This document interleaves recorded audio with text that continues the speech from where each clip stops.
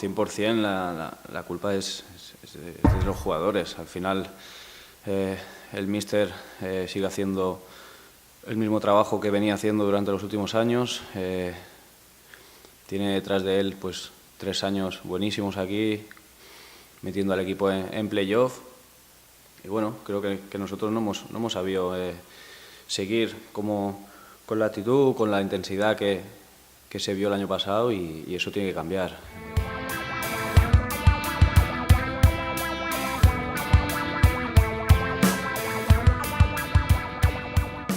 No, unirnos, nos hemos reunido y mirarnos, nos hemos mirado a la cara y nos hemos dicho las cosas como pensábamos cada uno, que tenemos que volver a ser ese bloque que éramos el año pasado, tanto en ataque como en defensa, y a partir de ahí crecer, pero crecer desde el grupo, desde el equipo, y mirar hacia adelante.